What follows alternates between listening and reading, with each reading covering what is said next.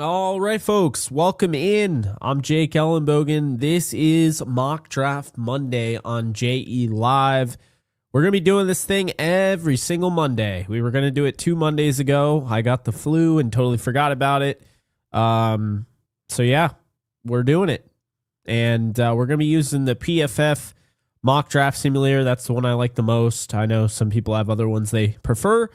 But I hope everyone's doing well. I was actually just going through and checking out my dream off season, and just to kind of, I guess, preview this, because we're going to be talking about just the draft really, but I want to also focus on the roster itself. And so I think that's important. And it's obviously going to be a big reason why we do some of the moves that we do.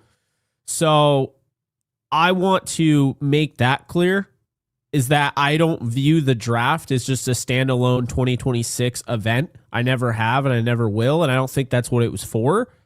I think really, at the end of the day, the NFL draft, you can find starters day one, but the NFL draft is for finding players that you can get 4 to 5 years out of at really good value in a salary cap league, which is so important.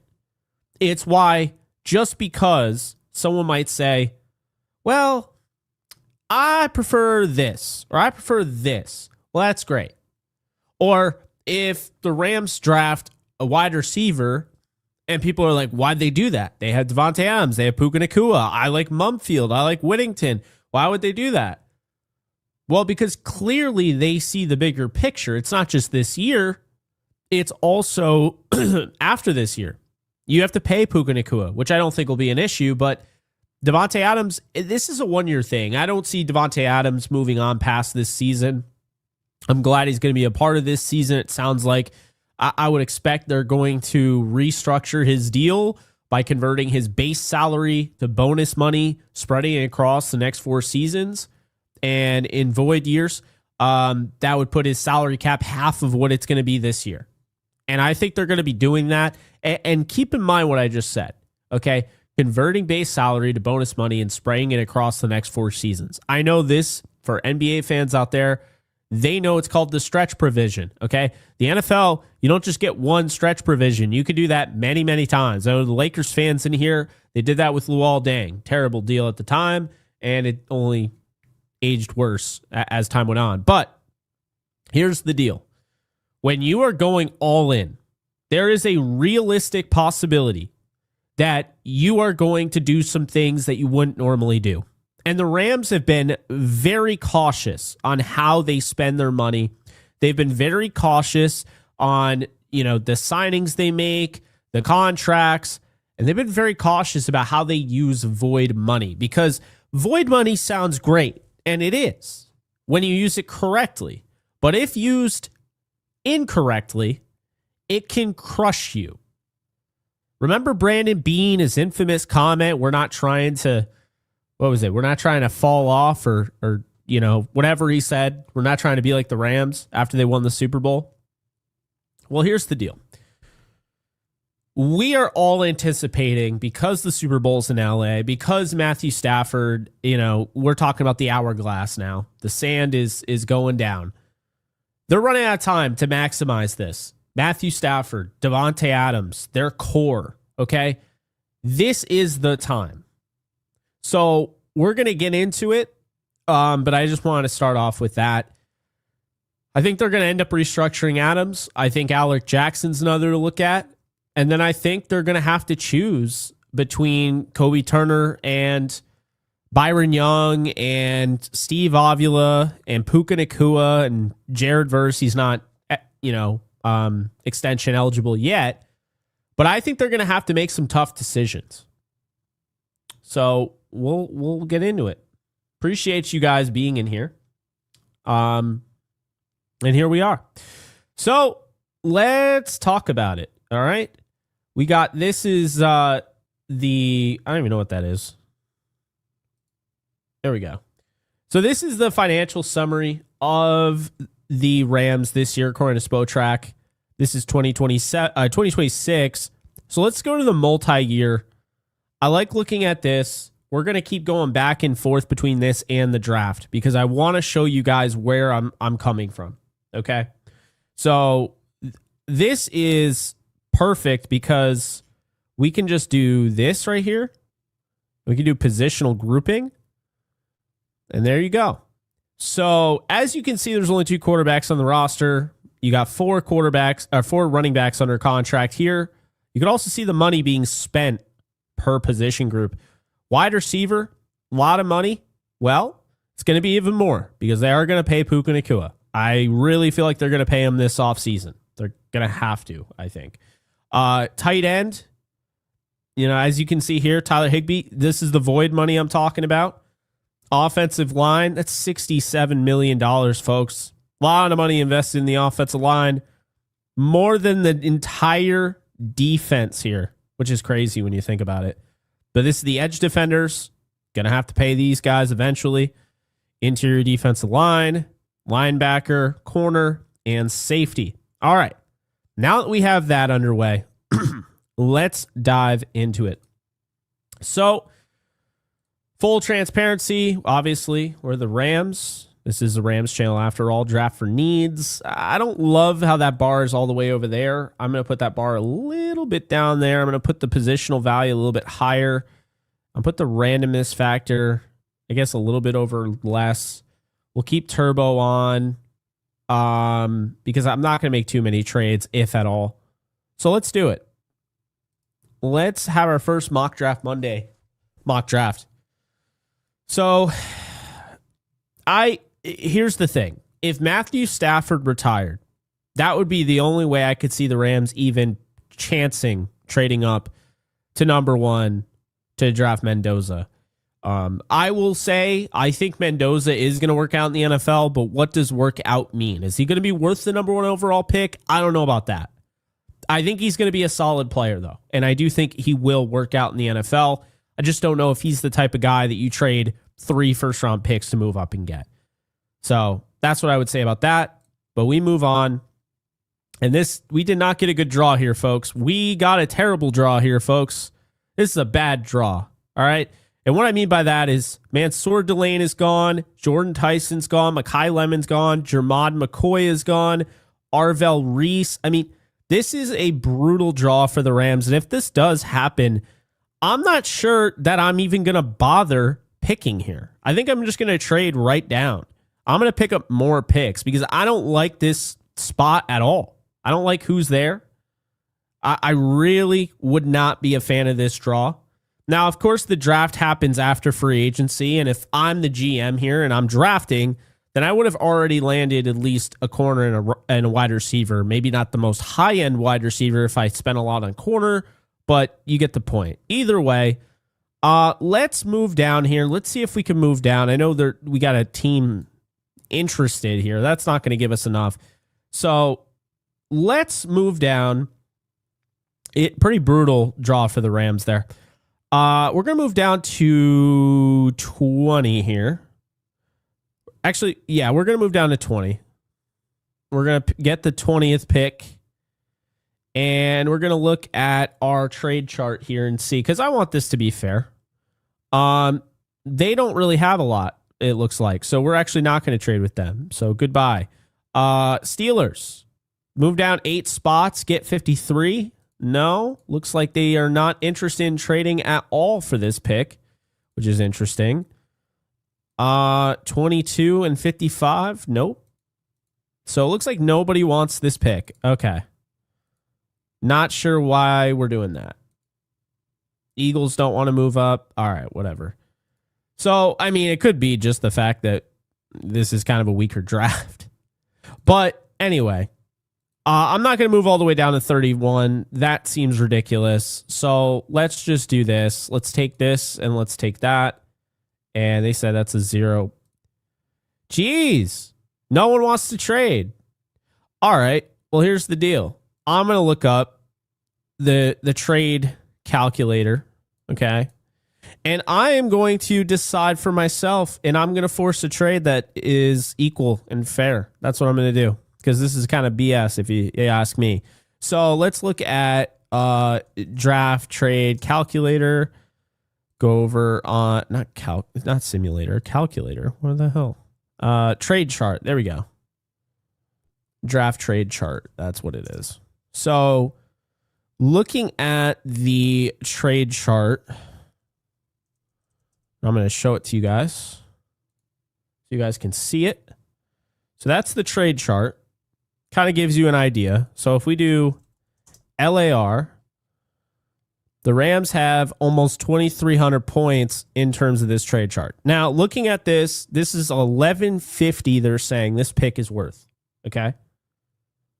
No, we're not going to restart. That's part of Mock Draft Monday. We're just going to roll with the punches, folks. I'm not going to cheat the system, although I am kind of doing it now, but now it's ridiculous.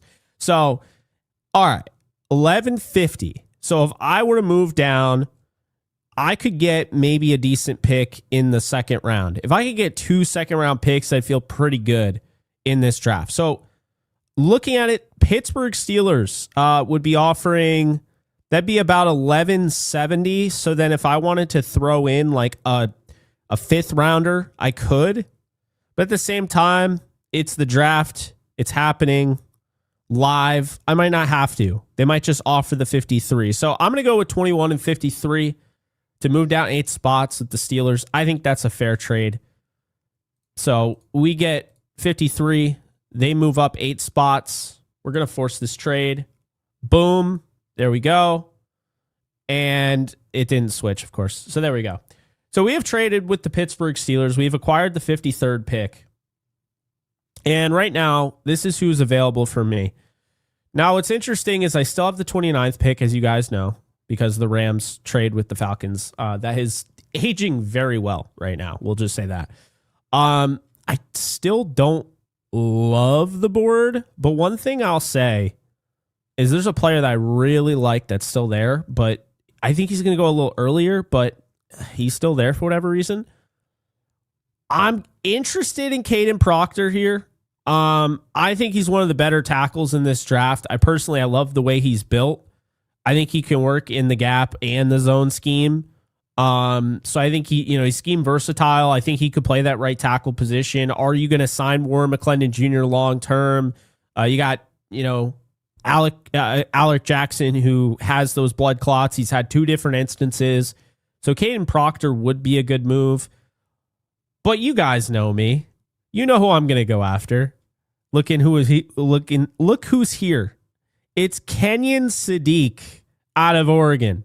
Okay, I am going to have the best tight end room in the league by far when I add Kenyon Sadiq to go with Terrence Ferguson, to go with Colby Parkinson, who had 9 touchdowns last year, and Davis Allen. Give me Kenyon Sadiq for the Rams there. And then I picked 29. So I'm feeling good. All right, here's the deal. Okay. I'm actually going to move up because I want to do what I want to do. So I'm going to move up in the draft here before we even make this pick. Okay. I'm going to move up in the draft before we even make this pick. And I'm going to move 53 and 61. And looking at the trade value chart, 53 and 61, that is, give or take, about 662 points. So that's actually that's enough to move back into the first round, believe it or not. And I think that's what it's going to take. So I'm actually going to move up into the first round. I want the 5th year option. Call me crazy. I don't care. I want to get up in front of the 2 Super Bowl teams. I want to get my guy. So I'm going to have back-to-back picks. They're saying it's lopsided here. Okay? So whatever. I guess I'll just take how is it still lopsided? Oh my goodness. How is that lopsided? That's what I don't understand. You're not getting 29, so I don't understand how that's lopsided. Get a 3rd rounder next year? I mean, it seems pretty even. Maybe it's a little bit of an overpay, but I don't know. We'll take your 4th rounder. How about that? There. It's not lopsided anymore. Okay. So, there we go. Oh, it's lopsided, but they didn't accept it for some reason. And they didn't accept it again. All right, this is just like absolutely an error. So I'm forcing this thing through. What the hell is going on? Okay. All right. So we have wait, did I do it wrong?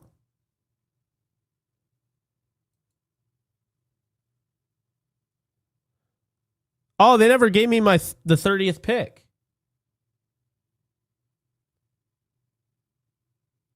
Yeah, we butchered that, so I'm going to force that. We're an idiot. All right. I'm an idiot. Don't worry. Okay, back-to-back picks, guys. Back-to-back picks. So this is what we're doing. We're going to go with a high, and I understand at this point you're like, we need to know. Like, I don't like the idea of mock draft, and then I don't know who I have already on my roster. Free agency already happened. Okay. So we got Sadiq earlier. We got him at pick 21. We moved down, which gave us the ammo to go back up. We have 3 first-round picks this year. Okay. Some people would say, why don't you trade him away and just use him in 2027 when it's going to be a better class? Maybe you get your starting quarterback. Nope, not going to do it. I am all about making this team as good as possible now and in the future. And while it pains me to pass on Proctor back-to-back, I'm going to get Brandon Cisse, and here's why. So Cisse is really talented. And I've seen a lot of, mixed reactions about him. And my thing about him is that what's the point of the draft? It's to get a young player. His age isn't shown here, but he's one of the youngest players in this draft. He has extreme upside. So what I could do is I can go out and I can get Jamel Dean, like what I would do. And I could also get Monteric Brown. But I could also get Cisse, and I have a guy who now has a 5th-year option that I think has the highest ceiling of any cornerback in this draft, maybe outside of Mansour Delane. The way I see it is he could end up being the best cornerback in this entire draft. And he's not probably ready to go right away, week 1. But I don't need him to. So I understand people would be like, why don't you draft in an all-in season, draft a player that's more NFL ready? And I get that, but you're talking about immense upside here. And in a league that just doesn't have a lot of elite corners, I'm trying to get the next elite one. You look at the hip fluidity with this guy, it's insane the way he moves. He's great in man coverage, and the Rams don't particularly focus on that, but they still have moments where they're going to have man coverage opportunities for these guys. His punch is strong. He's going to help you when, obviously when you're doing that, you're playing in press coverage. But the thing that I like about Cisse is that he can play in zone coverage. And you see the run defense grade, it's a little misleading. He was great against the run, but from a scouting perspective, he's not there. He's just not there yet. Needs to work on his tackling. He's really just an arm tackler at this point, but he has a chance to be really freaking good. So I am going to go with Cisse here. I think this is the right move. I think with him and you have Kenyon Sadiq, you kind of got a mixture of upside, but Kenyon Sadiq can play right away. And I think Brandon Cisse can end up being one of the best corners in football. So give me Cisse here. And then I'm going to go with one that they have a little bit lower than I would.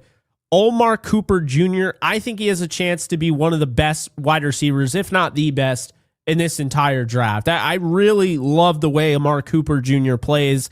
I think he is just somebody that is so good after the catch. He reminds me of Brandon Ayuk coming out of Arizona State. I mean, you watch the way the guy plays. I mean, there's one play in particular. I don't know how he didn't go down. So I watched the way Omar Cooper Jr. plays, and I'm just a huge fan of his overall game. I think, he's got that running back build, 6 foot, 200 pounds. He's going to kind of fall a little short in the contested catch area, but this is a really strong player, really tough player. He's a really good blocker. He's willing, but he creates separation. And I told myself after Hakeem Butler, I was never going to get burned again by a wide receiver not being able to create separation. I understand there are a lot of people that will fall in love with those guys that can't create separation because they're that good at the catch point. I get that. But Omar Cooper Jr., he creates separation. He's going to make guys miss. He's got contact balance. And when you're looking for the perfect number 3, with Puka Nacua and Devontae Adams in the draft, well, that obviously is Mekhi Lemon. But the next best thing is Omar Cooper Jr. I think by draft time, this is about where he's going to go. He might not even be here. I think the 49ers are going to draft him because he's a perfect replacement for Brandon Ayuk. And with the way this team utilizes the short area passing attack and the way they like to do those bubble screens, they were made for players like Omar Cooper Jr. Give me him here. I think he makes this team right away a better team. And the number 1 offense in football just got scarier after the catch. So there you go.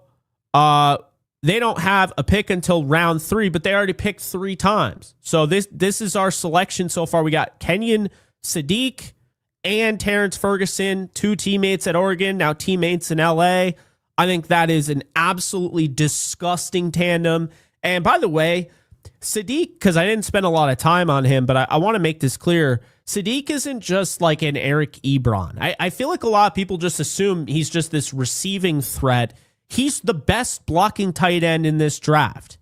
So, I was surprised to realize that and find that out. This guy can block. This guy can be the receiving threat. He is going to be the total package. The Rams, because I'm this high on Terrence Ferguson's development under Sean McVay and in this Rams offense, they could have 2 top 10 tight ends in 3 years with these 2. So I love that. Cisse already explained, and then Omar Cooper Jr.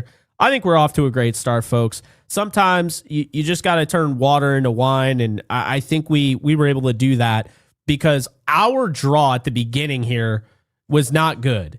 I mean, when you start off and right off the board, Delane, Tyson, Mekhi Lemon, Jermod McCoy, I mean, that is a brutal 4 pick stretch there. If that happens to the Rams, I mean, that's going to be a brutal thing. I know a lot of people like Avion Terrell. I know people like Denzel Boston. I get that. But I think this is the direction where I wanted to go in, and I feel good about it. And I know people are going to push back on Sadiq as a tight end in the first round. I think he's a great pick. This one's an easy one for me. It's kind of weird. They're going to have to do some things because they did pay Nate Landman, and I think Sean Dolak is going to be legit. But I think this is honestly too good to pass up, and I'm going to stick with it here. I'm going to go with my board, and it's early, but I love Jacob Rodriguez. I just think you see the cover skills right away. This guy can really help you out. He moves so well, and I just think the way the Rams like to operate, I mean, he would be starting.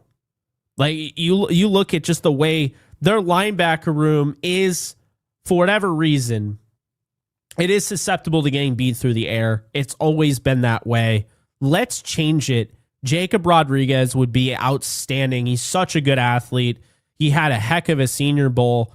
I'm going to go with him here out of Texas Tech. I just think you go out, you get 2 weapons for your offense. You get 2 defensive players. This helps you now and later. So I like this a lot. There's not a ton of,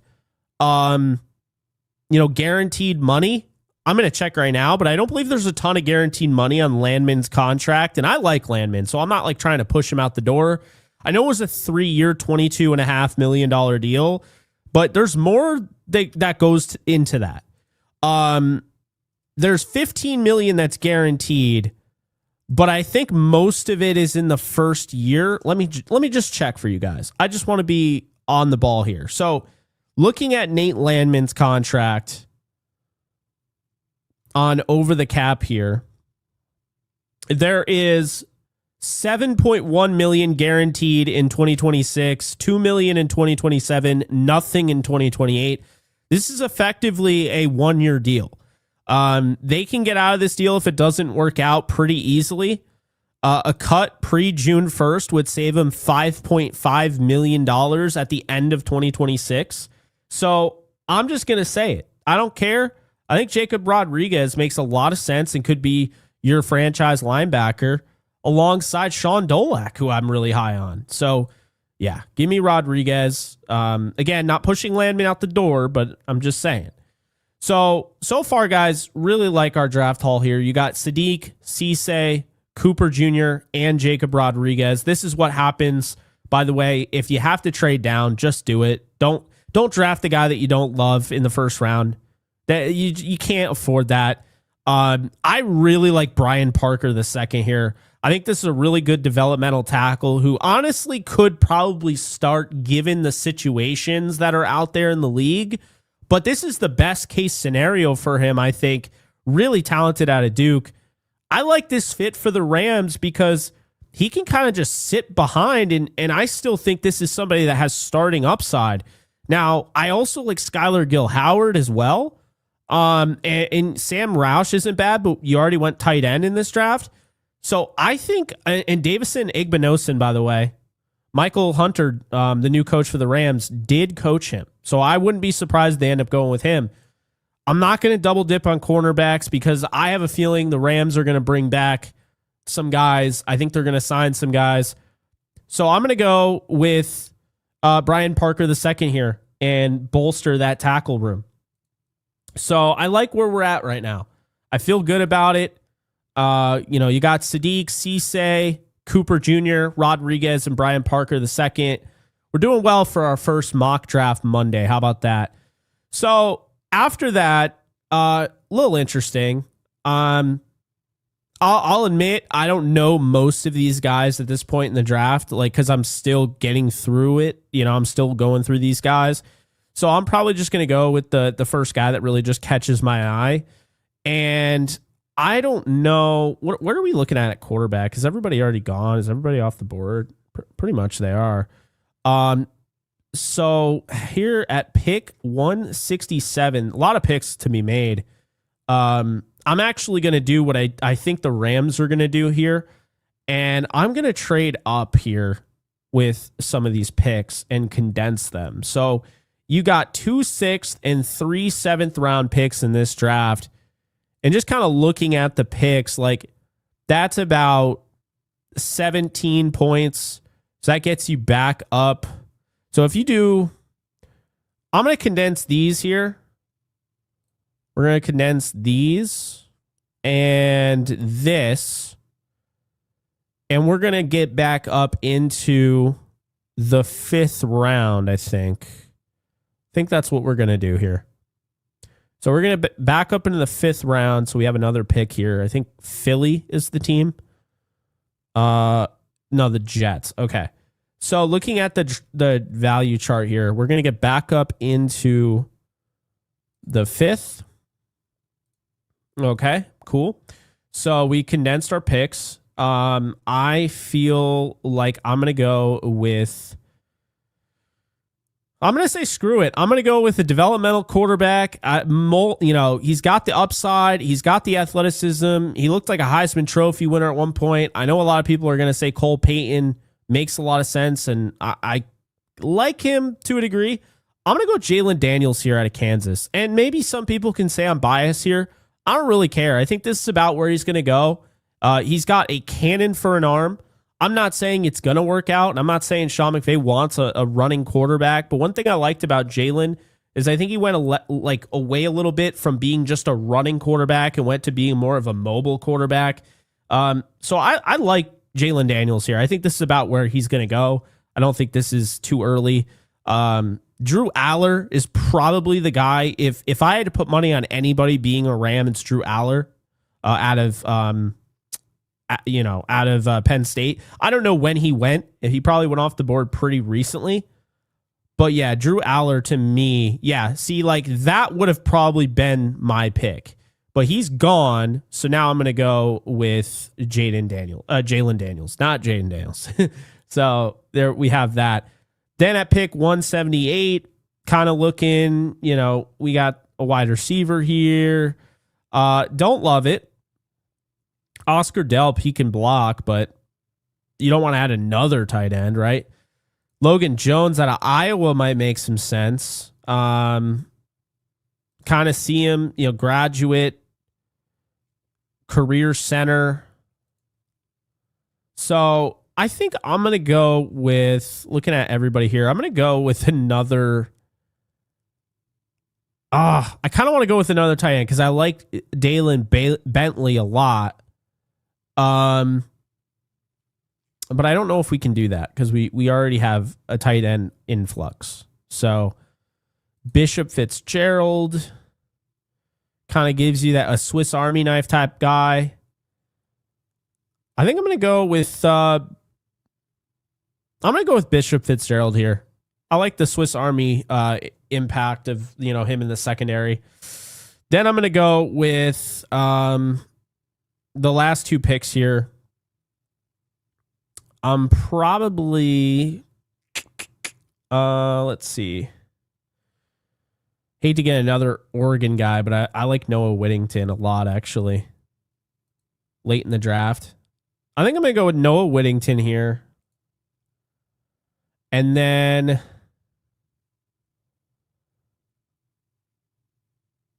let's see. Keyshawn James Newby.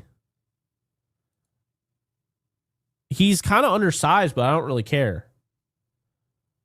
And man, can he rush the passer? Yeah, just kind of take a dart throw on him.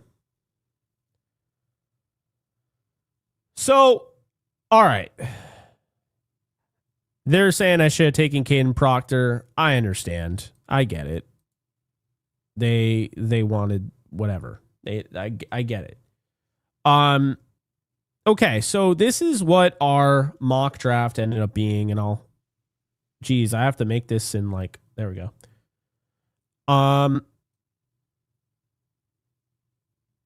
I guess I could just keep the window like that. So we end up going with Kenyon Sadiq. Got a C grade for that. Well, hate to break it to you, that's something the Rams, I think, could end up doing. Cisse at 29. Yeah, we forced a trade because the system was bad, and then I messed up anyway because I meant to offer pick 130 from the Broncos. I gave away 53 and 61, so that was a total mess up. But then we got Omar Cooper Jr., Jacob Rodriguez, Brian Parker the second, Jalen Daniels, and then of course we did the trade with the Jets to, get to that point. Condensed picks, took Bishop Fitzgerald, Noah Whittington, and Keyshawn James Newby. They gave us a C+. Maybe I'm bad at the draft, but I thought it was a pretty good draft. Overall, thought it was a pretty good draft.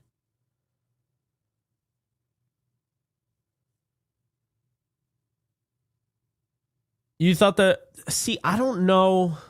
I don't know if I would say the draft was a big flop. It's way too early to say that. I think Josiah Stewart's going to be really good. I feel really good about Josiah Stewart. Terrence Ferguson, I think he's going to be the best tight end we've seen in Rams history.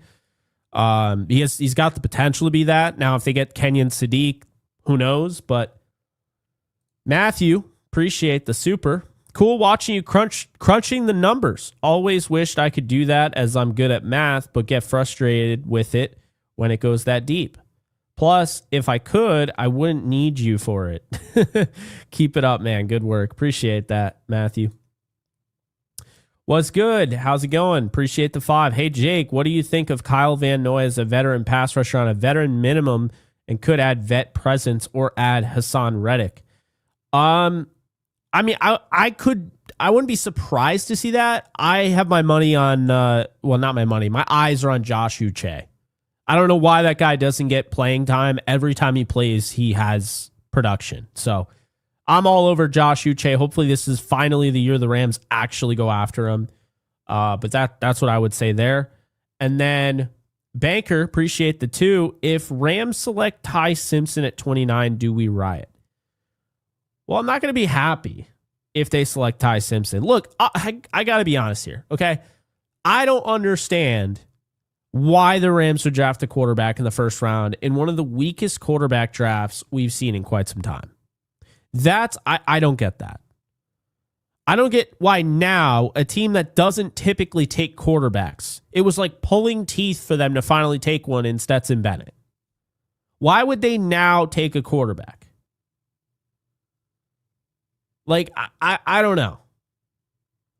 I think with this draft, your draft, so Sadiq gives you a starting tight end, and you're going to run 13 personnel, and he's the best blocking tight end and receiving tight end in this draft.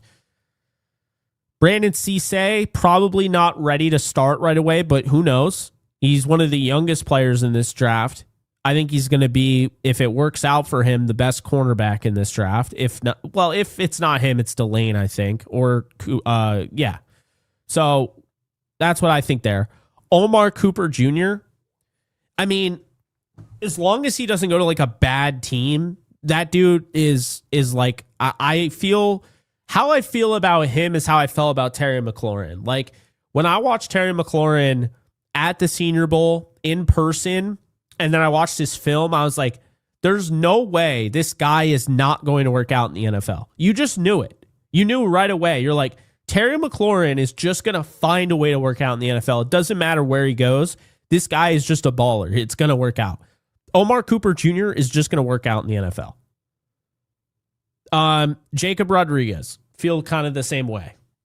The last time I was really, I really liked somebody at the Senior Bowl was Fred Warner. I didn't have him graded super high, but yeah. Brian Parker the second, kind of same deal. Jalen Daniels, it's a little bit of a dart throw. The back issues still bother me with Jalen, watching him at KU, but I still think that's somebody that could really, he could end up being, he's got the arm. See, I think a lot of the time is you have these guys that are coming out of college at quarterback, and they just don't even have an arm. They have all these intangibles that you just love. They have the mental processing, right? They have the pocket mobility. They manipulate with their eyes. But they don't have any arm strength at the NFL level. So it really limits what they can do. And these guys come around, and you see these guys. And you know what these guys are? They're career backups. They're in the league. You stay in the league for 10 years being like that. But if you don't have a strong enough arm to make a far hash throw, I can't rely on you to be a starting quarterback in the NFL. One thing I will say, people can't really believe it because they think of mobile quarterbacks. They don't really think, especially a Jalen Daniels, and they don't really think about a guy that can launch it. Jalen Daniels has one of the strongest arms in this draft. And he could probably make any throw on the field.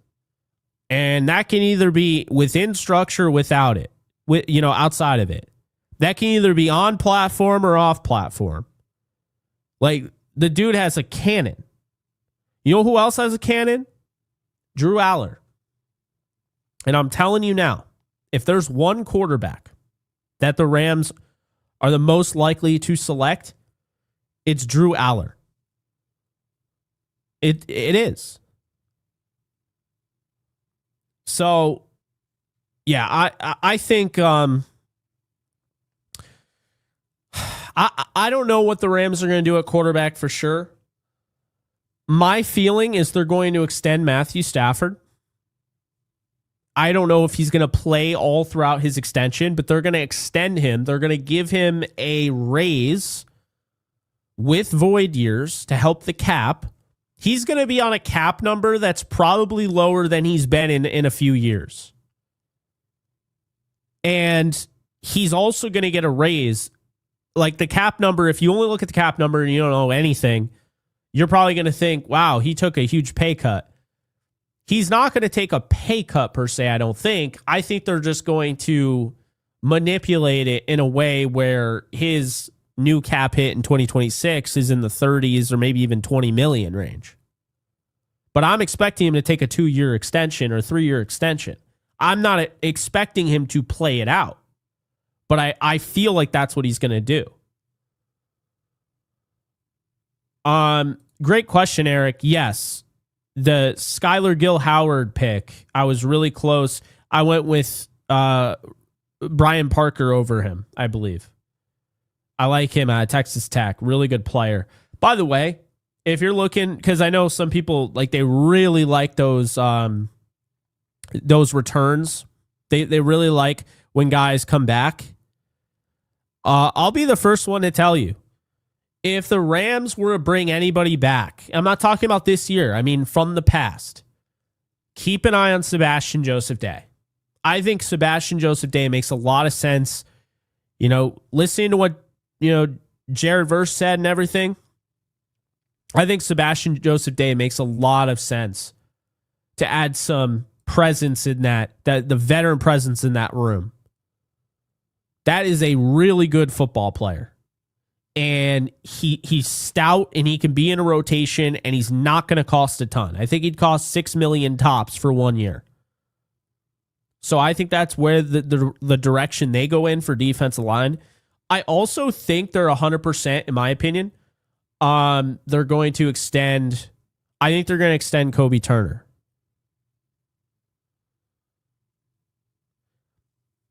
KB, how is it bad drafting? I'm just curious. Because, I mean, we all have different opinions and everything, and I haven't, had the deep dive that I want to, yet into the draft, but I don't see how it's a bad draft. How does this not make... So, that's my thing. How does this not make the Rams a better team? So you go out, you get Omar Cooper... And you get, Jacob Rodriguez and Cisse and Sadiq. How does this not make the Rams a better team? I think it's all subjective. Because I think there's a lot of people that, they have their guys. I'm also a very picky drafter, so I can't act like I'm not. They have their guys they don't want their team to touch. I have those guys too. So I get it. Because Delane already went off the board. Oh, people that are joining at the last second here. Yeah, guys. This is what I was working with. Look at, what was I supposed to do here in the first round? You got Delane off the board at 9, Tyson off the board at 10, Mekhi Lemon off the board at 11, Jermod McCoy off the board at 12. The hell was I supposed to do? I drew a bad... I had a bad draw. Avion Terrell, I'm not as high on as everybody else. So, I wasn't going to pick him at 13. I wasn't going to pick Concepcion at 13. That would have been a bit of a reach, I think. Denzel Boston, I'd like a little bit more separation from him. Spencer Fano is probably going way earlier. I don't know why he fell to 17th. I don't know. I didn't really feel like I had anywhere to go. So, well, I might have considered trading up for him, but that was out the window. Where is Colton Hood? I don't even see him here. Yeah, I don't even see him in the first round. I traded away my two second round picks I got. One I got from Denver, one I got from Pittsburgh to trade up back to 21. I traded 2 second rounders to get 3 first round picks. The reason behind this is I get a 5th-year option with Kenyon Sadiq. I get a 5th-year option with Cisse, and I get a 5th-year option for Omar Cooper Jr. So, that to me, picking 3 times in the first round sounds like Madden, but it's actually pretty realistic. If the Rams don't have anything going for them at the top of this draft, why not duck down a little bit and take advantage of somebody who really just wants to participate? I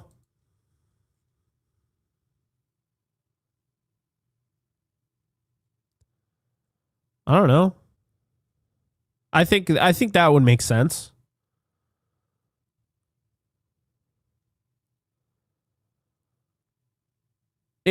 People are always going to have issues with a mock draft. That's what I've learned, is that people are always going to complain about a mock draft. But overall, all you're trying to do is give yourself some flexibility in a salary cap era. Okay? And I think this gives the Rams flexibility. With a 5th-year option for Sadiq, a 5th-year option for Cisse, and a 5th-year option for Omar Cooper Jr., You lock in that you have Cisse, Sadiq, and Cooper for the next 5 years. You lock in that you have Cooper Jr. and Puka Nacua together. You lock in that you have a starting linebacker in Jacob Rodriguez for the next 4. You know, you have Brian Parker II, who's waiting in the wings as a backup tackle and can start. If you lose Warren McClendon Jr., there's a chance that, you know, he could take over. I don't know. I mean, Cisse doesn't. Also, I didn't get a chance to like show you what I would do in free agency either. And these are just dart throws at the end of the day, at the bottom of this draft. I mean, Noah Whittington and Keyshawn James Newby, they're just guys that they caught my eye. Doesn't necessarily mean I think they're going to be amazing, but they're dart throws in the 7th round. Bishop Fitzgerald could be solid, but really this is the draft between Sadiq to Daniels. That's the main part of the draft.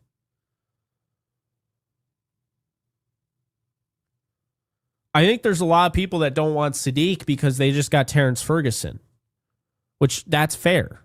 But who was I supposed to get when I drew this? And I think Kenyon Sadiq is easily a top 15 prospect and maybe a top 10. It'd be one thing if he was literally just Eric Ebron and he was just a receiving threat and couldn't block, and I'd have to worry about him staying on the field. He's the best blocking tight end. And this is an offense that quite literally obsesses over tight ends because now they run 13 personnel more than anybody in the league. So I know I'm going to get my worth out of him.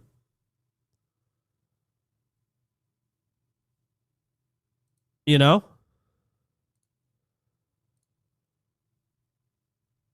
Alex, thank you for the 5. Double X Alex, my good friend. Getting the feeling this isn't the best class for all in. This is a fill a hole in injury insurance draft, also insurance for future free agents. Yeah.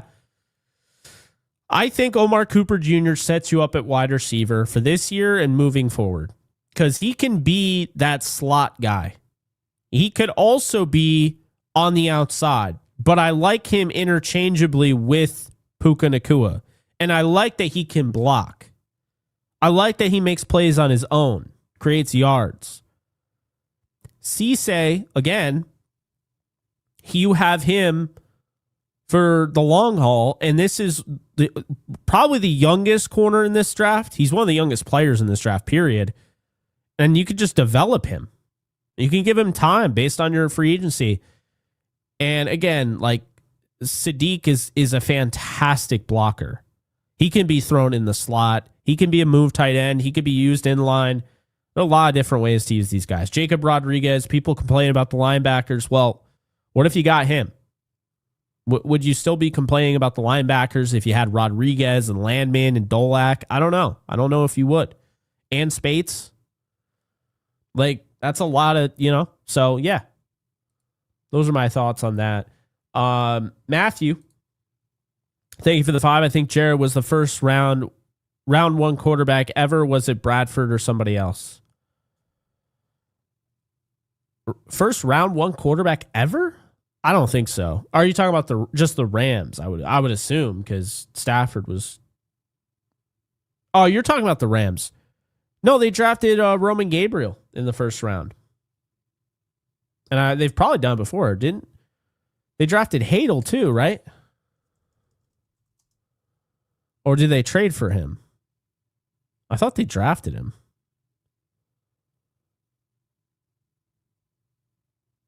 Because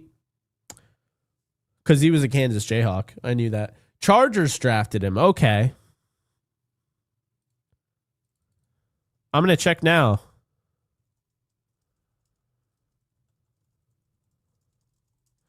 Sam Bradford, Jared Goff, and Roman Gabriel are the ones that I believe.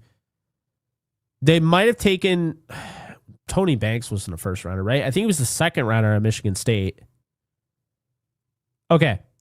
They took Bobby Thomason, 7th overall in the first round in 1949. They took Billy Wade, 1st overall in 1952, the year after they won the NFL championship. They took Roman Gabriel 2nd overall in the first round in 1962. They took Terry Baker first over. They drafted a quarterback second overall. They took Roman Gabriel second overall, and then they took Terry Baker the next year first overall. That's silly.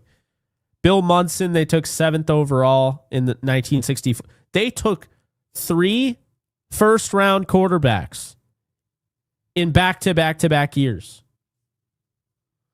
The 60s was just a different era, I guess. I mean, we already know that, but what the hell are we doing? Okay. So after the Rams drafted 3 first-round quarterbacks in 3 drafts in a row, they didn't have a first-round quarterback until, to your point, Matthew, Sam Bradford in 2010 and Jared Goff in 2016.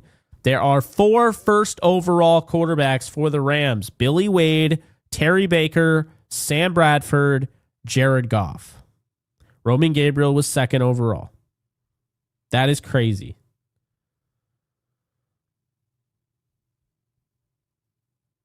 The Rams did some puzzling things for sure. There were some great things. And by the way, Elroy Crazy Legs Hirsch was the general manager when they took Roman Gabriel and they took Deacon Jones. So shout out to him. He should be a Hall of Famer. Excuse me. His number should be retired in Rams history. I believe. Is he a Hall of Famer? Yeah, he's a Hall of Famer. I knew he was. His number's not retired for whatever reason. Like Von Miller used 40 in the Super Bowl. Like his number should be retired. Anyway, that's a whole other thing. But yeah, that's a great super right there. I love thought-provoking supers. Mayazer, if I said that right, M3. I'm just going to call you M3. Thank you for the 2. Cisse isn't scheme fit. Should have had Hood or Abney. I don't know if I agree with that. Like, here's my thing, okay? Is he mainly could he be best in a scheme where he's able to play press coverage? Maybe. Probably. But like saying he's not a fit, I don't know if I agree with that. I see, like, for when I watched him in zone coverage, I saw a guy, especially with the way he's able to flip his hips on a dime. I don't know about that. I think the point being is he's not a fit to start. If you're drafting a cornerback to start day one, they are better players. I'm not saying Cisse is the best corner. What I'm saying is the ceiling, how young he is. He projects, in my opinion, to be the best cornerback. The things he needs to work on are tackling, which I think is something that he's going to do, and his overreaction in coverage. But while he's very sticky in man coverage, I think he could actually fit, the match zone concept that, Shula uses. And also with the Rams using dime, I actually think he could have a role in their dime package. So it's not that he wouldn't ever be on the field. I just wouldn't have him as 1 or 2 because I'd make sure that my cornerbacks were set after free agency. See, the thing that is never talked about when you have these mock drafts coming out in February is that the Rams don't know who's going to be on their roster in these certain positions. So I don't know. I just see a guy that's going to be an elite athlete. The explosiveness is off the charts. And you're talking about a guy that his ceiling is going to be super, super high. And I just think that the Rams would be better off. And don't get me wrong, if the Rams choose not to to sign anybody in free agency and they draft Cisse, that would be confusing. But I think Cisse, out of all the cornerbacks, I think he's got the highest ceiling. So to me, that's where I'm looking.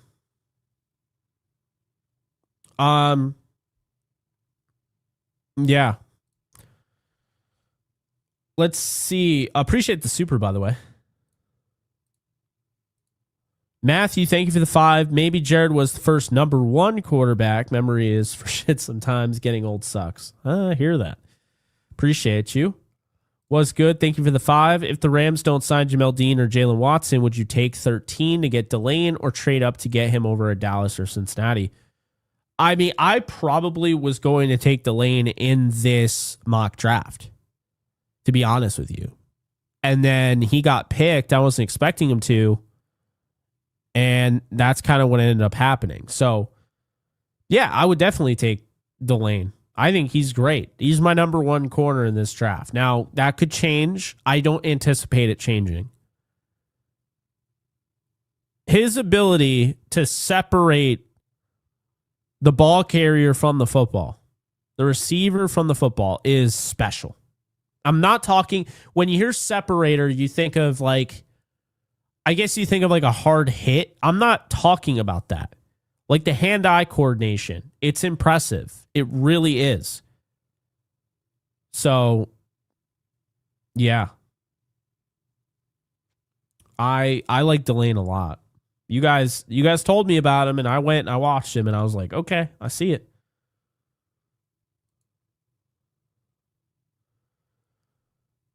Swing Timer, thank you for the 5. If Tyson and Delane are both there at 13, who do you take? Delane. Period. I like Tyson.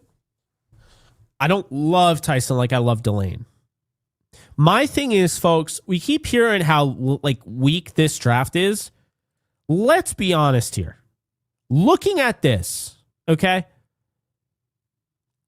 Who's actually better on this? You know, on this list than Mansour Delane right now? Like, who is better than him right now? Fernando Mendoza is not better than him. He plays quarterback, and he's the best quarterback prospect. That's the difference. Ruben Bain, I don't think is better than him. Caleb Downs, I think Caleb Downs is the best player in this draft. Jeremiah Love, I think is better than him. So you have those two. Sonny Styles, debatable. Carnell Tate, debatable. Arvell Reese, debatable. David Bailey is not better than Mansour Delane. Neither is Jordan Tyson. Neither is Mekhi Lemon. Neither is Jermod McCoy. So the point being is, guys, we're talking about him like he's going to be there. I almost feel like it's a foregone conclusion. Delane by draft day is going to be a top 7 pick. Like, you're going to have to. He got picked at 9th, and I was bummed by that. You look at the draft, and you're like, he should probably go top 5. In a draft where, yeah, the cornerbacks, I mean, there's good depth. But why would he not go higher? Why would he be there at 13? These are the questions we got to ask ourselves. Why would Mekhi Lemon be there at 13? Why would Mansour Delane be there at 13? Why would Caleb Downs be there at 13? Why? You know?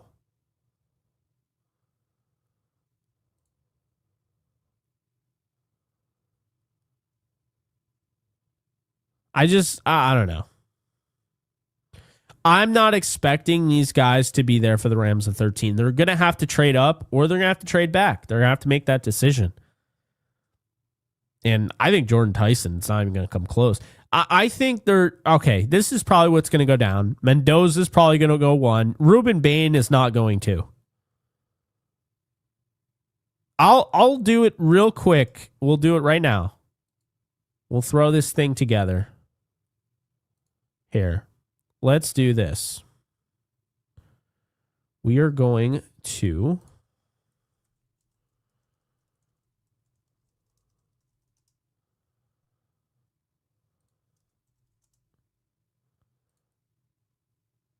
all right. Screw it. Let's do it. Real quick. It's not going to be that long. We're just doing the first round.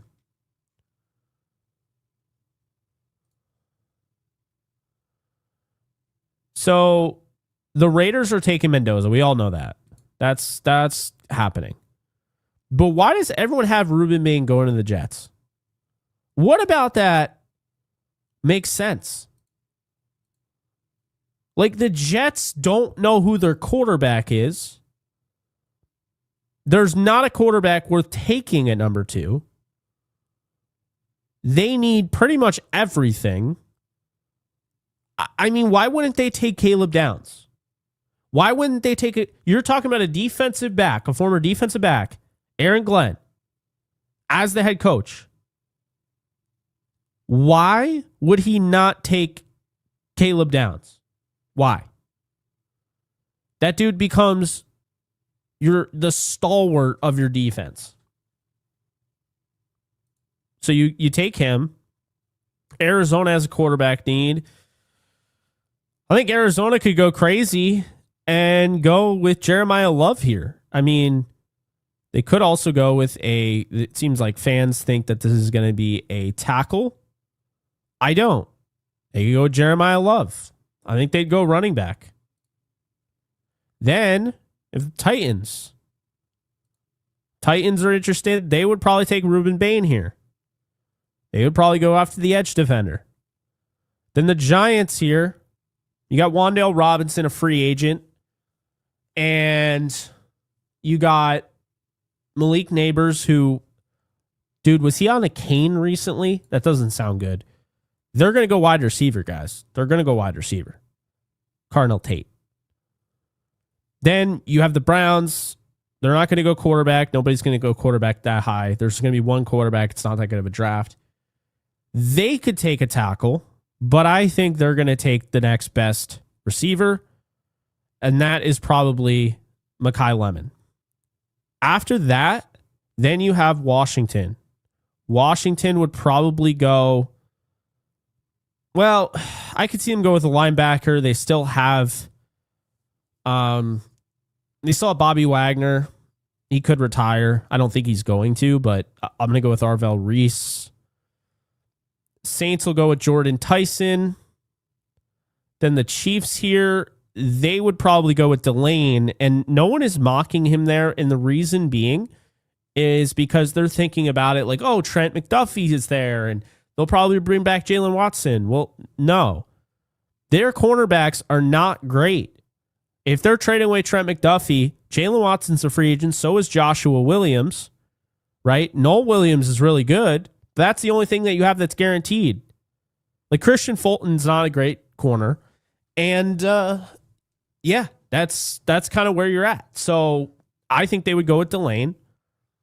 And I think the Bengals would go with the where would they go here?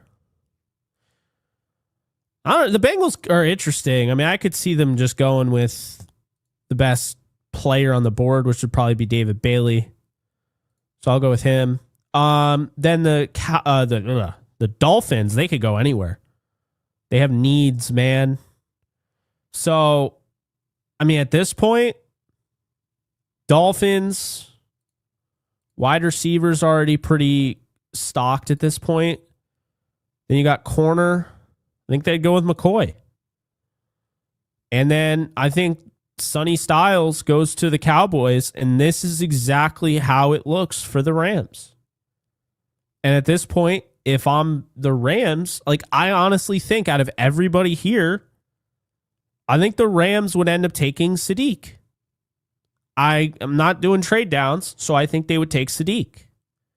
And then I think, like, the Ravens will give them probably, like... I think they're going to go with like a Denzel Boston here. And then you got Falk going to the Bucks. And then the Jets have another pick because of the Sauce Gardner trade. And that would probably be, we'll go with Avion Terrell, building up that secondary.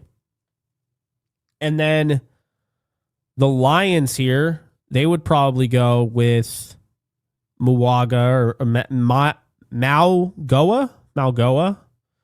And then the Vikings, they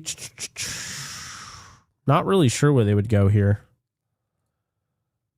I mean, I would probably go tackle, I would assume, but I guess not. They're really low on Colton Hood on here. I think he's a first round talent. I don't understand that. Panthers. So they would probably go with a defensive lineman, or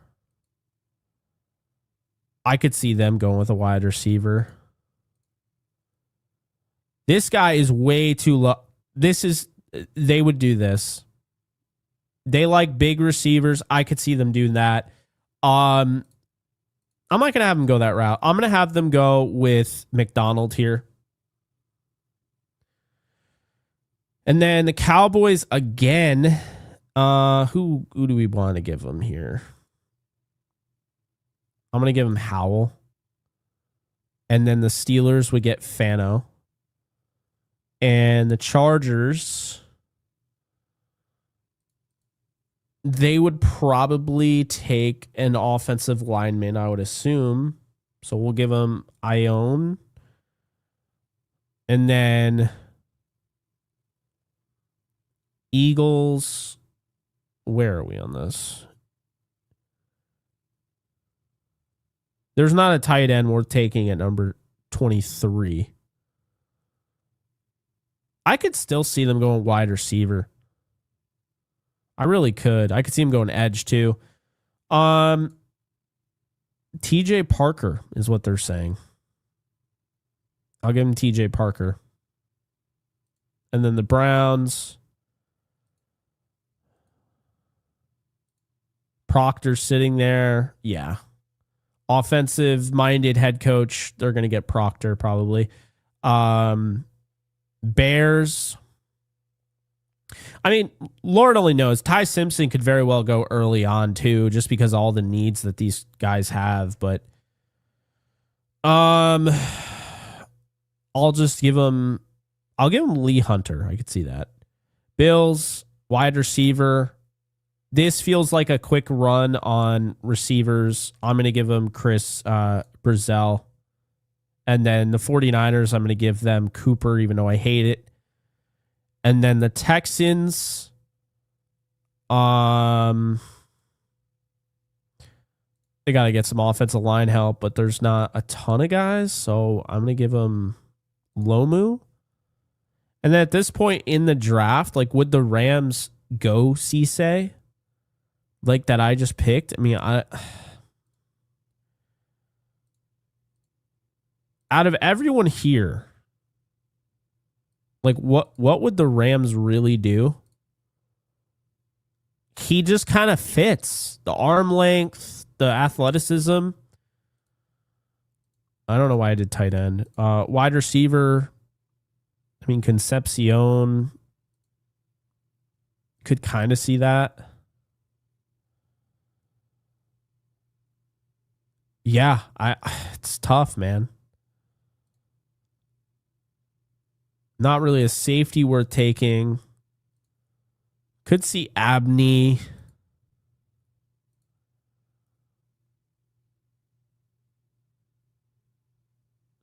This is assuming like they did their job in free agency. Like right now, they wouldn't take Cisse if they didn't do anything in free agency, but you're sitting there with Sadiq. I mean, I think that they would go defense, and I think they would take Cisse here.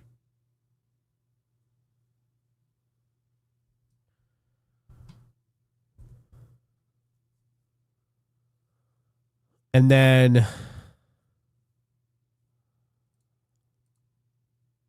the Broncos, I mean, where would they go? Not that it really matters. The whole point was kind of getting to the Rams. We'll give them Anthony Hill. Freeling to the Patriots.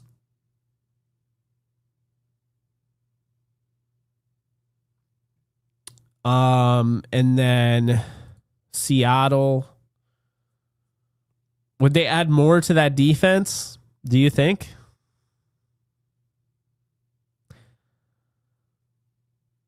Oh, they need a corner. So I'm going to give them somebody here. I'm going to give them.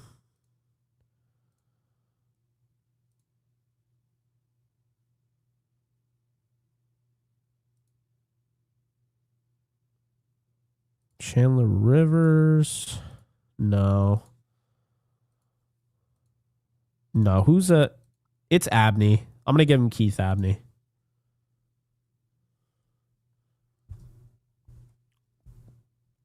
So there you go. That is Mock Draft Monday, folks. We did the Ram stuff and we did the whole NFL. How about that? Guess you weren't expecting that. ABR, appreciate the 5. Hey, Jake, been watching since 2020 when I was freshman in high school. You've always entertained. Just want to give thanks now that I can. Much love. I really appreciate that. Thank you so much. And I'm glad. I mean, you've been watching since I started. So huge W in the chat. OG supporter, ABR, Hamagill. Appreciate you. Matthew, thank you for the 5. Hell, Jake, you bring up dudes even before my time. I was born in 1965.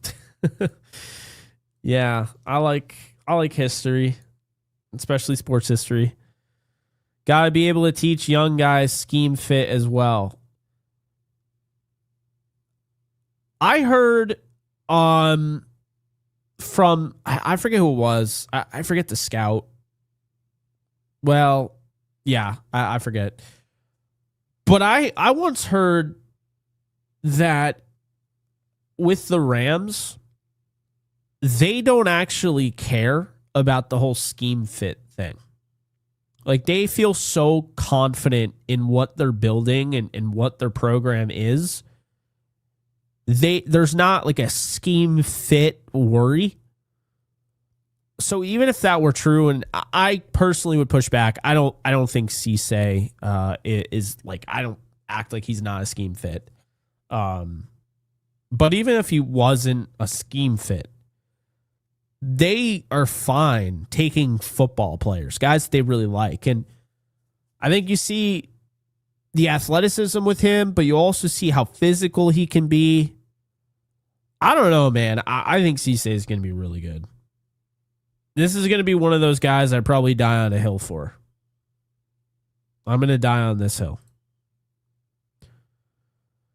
Like, and I also think the really good thing is that the Rams run dime in like 36% of their defense. So I think you could justify, if you go out and you do what I was saying and get Jamel Dean, bring back Akello, bring back Roger McCreary, and sign Monteric Brown, you have Emmanuel Forbes. You could add Cisse, and he could end up being like a really good dime player to start off in his career. And it's kind of similar, like, they didn't just throw Eamon Worry into the fire over in Seattle. They didn't just throw Jahdae Barron into the fire in Denver. They kind of let him play in a sub-package role and then really kind of ramp them up. Like, now all of a sudden, the Broncos are interested in getting rid of Moss. I totally blanked on his name, but Riley Moss. The reason being is because Jahdae Barron, like, they believe in him. And I think that's kind of how I would look at it. You know, I would look at it in a way where don't feel like you're throwing away the first round pick this year. If you get a guy like Cisse, this is somebody that can play immediately in that kind of high-end sub-package role. His athleticism, and honestly, just you look at like what he's bringing to the table, and I mean, this dude is sticky in coverage. I mean, I would love to be able to have him in dime on a third down. You know? And also, he's a really good special teamer. That's something that's out there. Like, he's a good special teamer. He's got crazy recovery speed. So, like, look, I understand maybe he's not everybody's cup of tea. For me, I think he's going to be somebody, and he was used this way at NC State, and when he transferred to South Carolina, he was used in the boundary. He was used in the slot. He was also used at safety. I really think the Rams will have interest in him. And I could be wrong. And you know what? I'll eat crow if I am. But also trying to pick a team to draft a certain player, you're not always going to get things right. That said, Do I think Cisse is going to be high on the Rams board? Yes. And do I think that they're going to be very interested in him and probably have a visit with him? Yes. Don't sleep on Cisse. I'm telling you. Don't do it. So, yeah. Matthew, thank you for the 5. Jake, do you remember the name of the running back we drafted that went crazy? Talking with someone the other day and couldn't remember. Trey Mason. Yeah. I hope he's okay now, but yeah, I remember that. Really, it was a bummer. I loved watching him.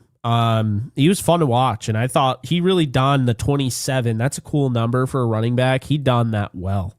So when he was playing, he was fun to watch. He had explosiveness. Yeah.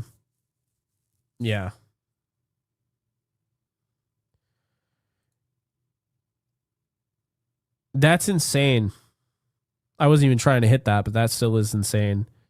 So Abney is 5'9" or shorter. If that is actually the case, because I saw 6 feet, Seattle wouldn't draft him.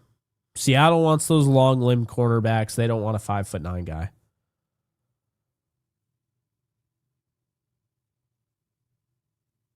Yeah. That's kind of what I'm saying, man. I understand, like, people get really excited about the draft, but, like, it's not a guarantee that you're going to get a starter at corner this year. And honestly, you shouldn't be hoping for starting corners.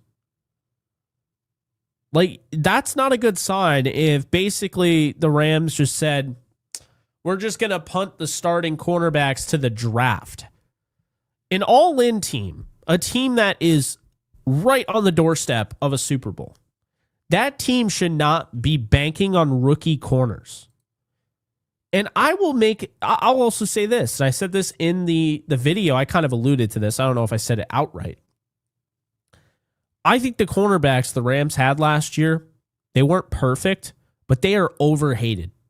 Like, when I was going through and I was doing all the research, and I did a lot of research, folks. It's the most I've ever researched a video in the last 3 years. I was watching so much tape on these corners. I really wanted to give you guys the best cornerback preview of the offseason. And hopefully I did that. And if you didn't check it out, definitely be sure to check it out after this. It's an hour, 30-minute video.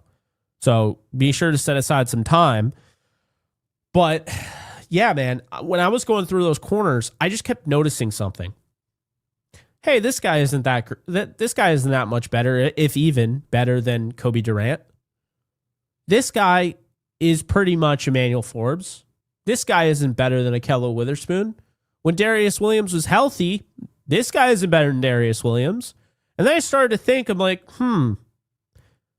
is there a chance that maybe, just maybe, the scheme let these guys down a little bit? Is there a chance that maybe, just maybe, it wasn't even the scheme, but the pass rush wasn't as good as it was last year? So they were really kind of left on an island? Look, I'm not trying to take the blame off the corners. I still think they need to be improved. I'm the one saying they should probably double dip in free agency. But there's a lot of people that are saying, oh, we need to go out and get so-and-so. And you watch their play, and it's like, guys, you guys were freaking the hell out about Darian Kendrick having 11 penalties. And yet there are people that want Tariq Woolen, like, with a blank check. And he had 9 penalties last year. And he averages about 8 per season. He would drive you insane. Like, and there are people that are like, we should really get Nahshon Wright.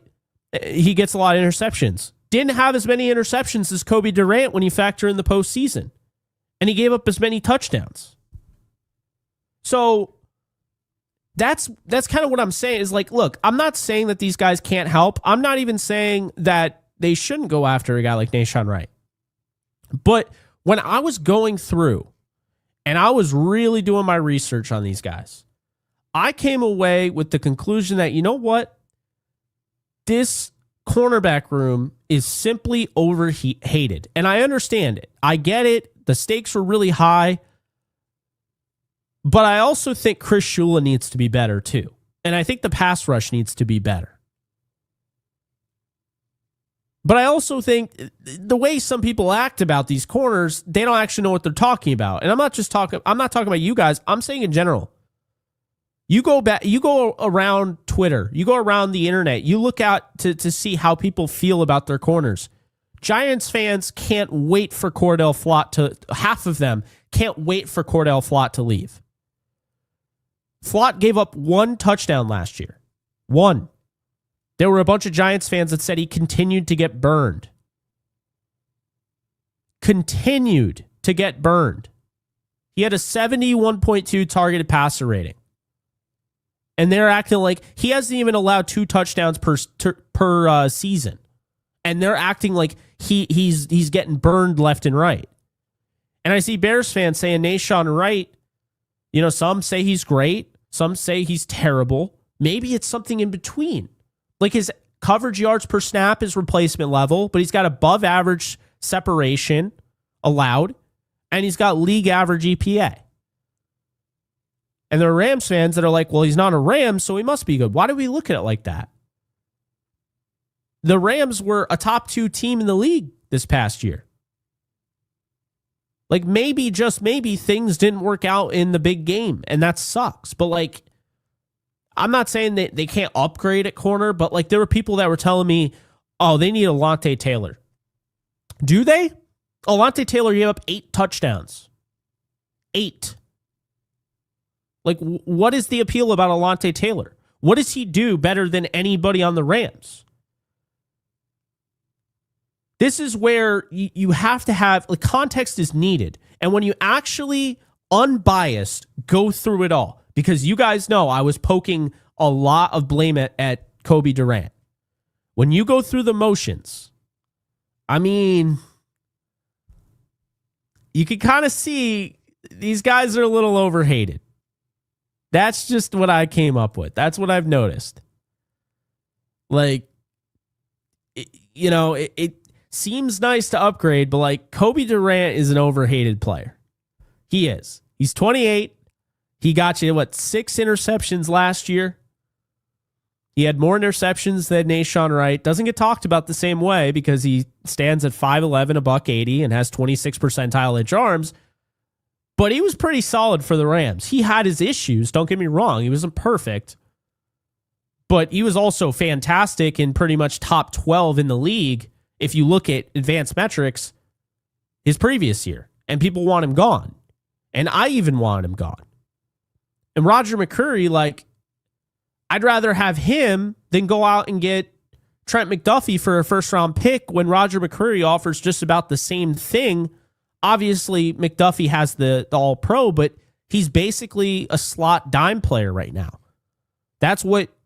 See, sometimes you have to play the value game. And going all in isn't just aimlessly spending on guys that aren't Rams. So that's been kind of my biggest thing. When I looked at Jalen Watson, I saw a guy that was underrated. I saw a guy that had his best season when Trent McDuffie had his worst season. I saw a guy that had his best season and played his best despite the fact the Chiefs were having a down year. I saw a guy who has started in 3 Super Bowls, and he's been really good in the postseason. So that was somebody that was on my radar. And I see Monteric Brown, and I see, Jamel Dean, and these guys are scheme fits. I don't have to worry about how they're going to fit. They're great. They're really good cover guys, and they can play in zone coverage, obviously, but they also tackle. I need that quick trigger downhill. I need that in a cornerback, and both of them have it. But just wanting a guy just because he's not a Ram, that'll never be me. So yeah, those are my takes on that. Eric Stokes, I see in the comment section. I came away really impressed with Eric Stokes. Really impressed. Like if he's past his injuries, that dude can be a number 1 corner. He showed that on a terrible Raiders team that was not generating as much pressure as you would expect with Max Crosby on the defensive line. And you guys might not want to hear it. There's not a guy that is worth trading for in this free agency or this offseason. There's just not a corner. There's not a Jalen Ramsey. They're not a dime a dozen. That's why the Jalen Ramsey trade had to happen. It just doesn't. Those opportunities don't come around. They just don't. Trying to force Trent McDuffie into a Jalen Ramsey is going to have you sorely mistaken and disappointed. Look at Chiefs fans. I couldn't believe it. Some of them really don't want McDuffie back. They want them to use the money that they're going to save by not paying McDuffie to pay Jalen Watson. This is a real thing. So, yeah, check out the video after this one. Highly recommend it. Spent a lot of time on it. I got to get going over to my other show, Yankees Unloaded. But before I head out, be sure to check out myself on all social media at JK Bogan and check out today's sponsor, Sleeper, because you can get 20% bonus match up to $100 using my code JKB and get a $20 free entry, which is either on your account if you have one, you haven't used it, or you get one when you sign up today. And they also announced team picks, so it's not just the player selections now. If you think Bryson DeChambeau is going to win the next golf tournament, you can put that in there. If you think the Rams are going to win next year's Super Bowl, you can put that in there. So shout out to Sleeper for expanding the horizons there. And be sure to click the link in the description below. So guys, really appreciate you. That is going to do it. Been a fun mock draft Monday, but that's going to do it. So really do appreciate you. And yeah, this has been fun. We're going to keep it up. We're going to keep getting smarter. We're going to keep learning more about this draft and free agency. We're going to have more free agency previews because I know you guys like them. Be sure to drop in the comment section below which position you want to see next. And that's going to do it. So you guys take care, and I'll see you soon. Later, folks.